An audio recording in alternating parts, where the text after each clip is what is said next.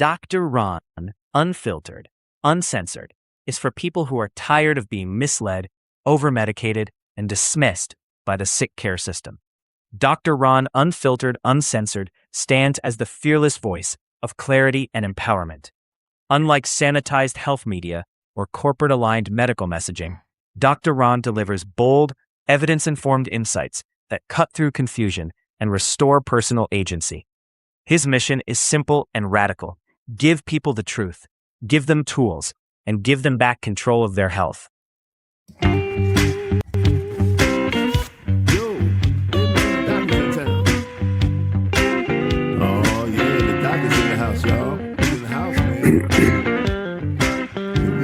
Listen to this, man. He got some good news for you. Hey, everybody, gather near. The doctor's in the house, so lend him your ear. The things he can say might even make your day. He might even help your pain go away. The doctor is in the house. The doctor is in the house. Let the doctor know what's bothering you. I'm sure he can tell you just what to do. The doctor is in the house. Hey, ladies and gentlemen, welcome. Welcome to episode 6 of the Dr. Ron Doctrine. Thank you for tuning in. It is humbling to look at the numbers of how many people are tuning into this series. And I have to ask you to have patience. We have a long way to go. But when we finish, you will have a doctrine that will explain your illness. So let's get started today on episode 6, which is about the fourth phase, water, light, and the hidden energy system of life. And this, of course, is another episode under Dr. Ron, Unfiltered, Uncensored, available wherever you get your podcasts. And I'm Dr. Ron, and we're going to continue this journey today. But let's review what we've learned. Episode 1, we challenged one of medicine's most deeply held assumptions. We asked, what if we've been blaming the firefighters for the fire? What if cholesterol is part of the repair process rather than the primary cause of disease?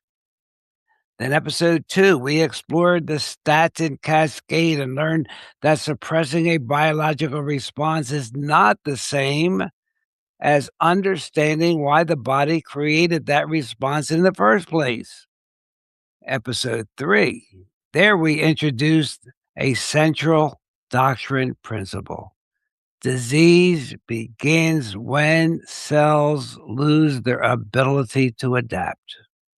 In episode 4, we explored the glycocalyx, a microscopic protective layer that helps maintain vascular health and protects the environment around the cells.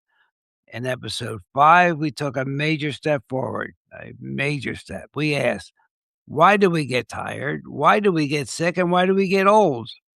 And we discovered that every healing process, even repair processes, and every adaptive response depends on one thing. Do you remember? That one thing is energy. And today we ask the next logical question. Where does that energy come from? And most people will say immediately, food. Well, food is part of the answer. But what if the story is much bigger? What if water is doing far more than preventing dehydration? What if sunlight is doing far more than helping us make vitamin D?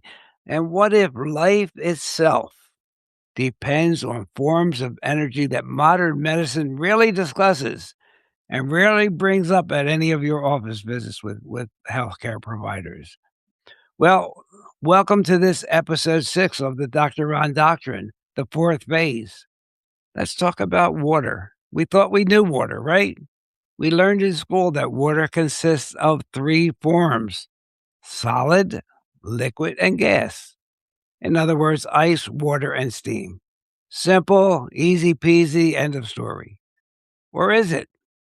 What if water is more complicated than we thought? What if water behaves differently inside living systems that it does in the laboratory beaker? Understand that. What if water behaves differently inside living systems rather than it does in a laboratory beaker?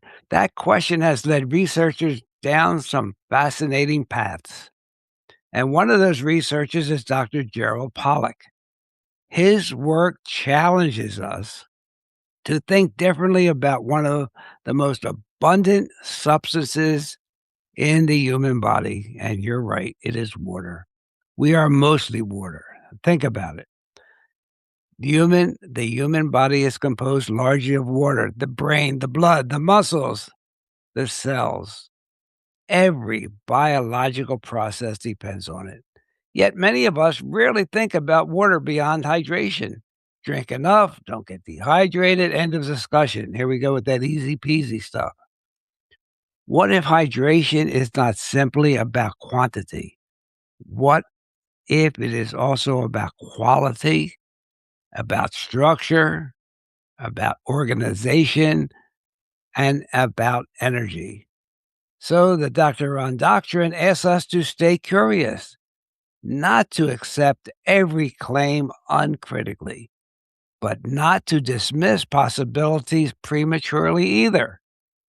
So Dr. Pollack has proposed that water can exist in a structured state adjacent to biological surfaces, sometimes called exclusion zone water or easy water, capital E, capital Z, exclusion zone water. The idea is intriguing. Water living near tissues. Water near living tissues. It may organize itself differently than bulk water. And according to his model, that organization may influence how energy is stored and transferred within the biological systems. Let me be clear. Some aspects of this research remain subjects of debate and ongoing investigation, but the larger lesson is important. Biology may be utilizing properties of water that we are only beginning to understand. And if that's true, then water is not merely a passive substance. It may be an active participant in our health. And remember, we are made up largely a large portion of water. So let's see if we can connect this. So let's see if I can make this clear and connect it to everything we have discussed so far. Episode 1, repair. Episode 2, suppression. Episode 3, cellular adaptation. Episode 4, the glycocalyx. Episode 5, energy production. Now we introduce water. Do you think there's a pattern here? Nothing stands alone. Everything is connected. The body is not a collection of isolated parts. It's an integrated system. And that is the heart of the Dr. Ron Doctrine. We're looking at the body as a system, not as individual parts, not as we have fractionated our medical system into pulmonologists, renologists, nephrologists, endocrinologists. We're looking at it as an integrated system. The glycocalyx connection, for instance, remember that? That remarkable protective layer lining our blood vessels, it exists within a water-rich environment. Yes, it does. In fact, many researchers believe the interaction between water and biological surfaces may be critically important. It may affect blood flow, oxygen deliveries, communications between cells, how nutrients are transported. Everything depends on this interface. The more we learn, the more we realize that biology is not merely chemistry, it's organization, it's structure, it's communication, and energy. Just to take a quick rabbit trail out of here, there is also microcurrents associated with everything, the oxygen delivery, the cell communication. there's energy and microelectricity involved in all of this. And how about our sunlight? Light. Most people think sunlight is useful because it produces vitamin D, and that's true. But sunlight does much more. It helps regulate our circadian rhythms, our hormone production, our sleep quality, our immune function, our mood, our metabolism, and here we are today, our energy production. For most of human history, our biology evolved under natural light. Natural light, not LEDs, natural light. It evolved around sunrise, daylight, sunset, darkness, and that pattern shaped our physiology. Today, what? We live really quite differently. Most people wake up under artificial lights. They work indoors. They spend hours at screens, blue screens. They remain exposed to light late into the evening. Is it any wonder they struggle with sleep? Is it any wonder they struggle with fatigue and brain fog and hormonal imbalance? Well, what does the doctrine ask? It asks a simple question. Could some of our health challenges be related to the fact that we have disconnected ourselves from the light environment that has actually shaped human biology? I think it's a question worth asking. Think about it. The body must know when to sleep and when to awake, when to repair, when to release hormones, and when to conserve energy. Don't you think? The body is intelligent. How does it know? Well, one major signal is light. Light is information, and information influences our biology. That is why morning sunlight can be so powerful. It helps synchronize the body's internal clock. And when the clock functions properly, many other systems function better as well. And if you bear with me, let's just take another step further. Research into photobiomodulation suggests that certain wavelengths of red light and near infrared light may influence mitochondrial function. Remember in episode 5, we talked about the mitochondria, the engines of life. If our mitochondria respond to light, that opens fascinating possibilities. Again, we're not talking magic, we're talking biology. Energy interacting with living systems. Exactly what life has been doing from the beginning. Now let's take a step back. Let's zoom out. Because the modern world places extraordinary demands on our biology. How does it do it? Well, it does it by the ultra-processed foods it puts out there. Microplastics, environmental toxins, chronic stress, mainly psychological, poor sleep, circadian disruption, sedentary lifestyles, artificial light, and increasing exposure to electromagnetic fields. Now, the doctrine does not claim that any single factor explains everything. But the Dr. Ron doctrine asks, what happens when all of these stressors accumulate? What happens when the adaptive burden exceeds the body's capacity to respond? Ladies and gentlemen, that's when our resilience, our bounce back begins to decline. That's when dysfunction begins. And that's when disease gains an advantage. You're on your way to a named disease. So the sixth principle of the Dr. Ron doctrine, which we will add today, and this is another one to write down, life is not powered by chemistry alone. Life is organized by energy and information. Life is not powered by chemistry alone. Life is organized by energy and information. And if you would, I need you to think about that. The body doesn't merely react to chemicals, it responds to signals, light, temperature, movement, sleep, stress, relationships, food, and countless forms of information flowing through the system. Understanding those signals may be one of the great frontiers of the future of medicine, because our life is not powered by chemistry alone. It is organized by energy and information. Well, somebody would say to me, what can I do about it? Well, let's make this practical. Get outside early in the day. Expose yourself to natural morning sunlight. Absolutely respect your sleep schedule. Reduce unnecessary evening light exposure. Move your body. Stay hydrated. Spend time in nature. Support the health of your mitochondria. Reduce your total stress burden.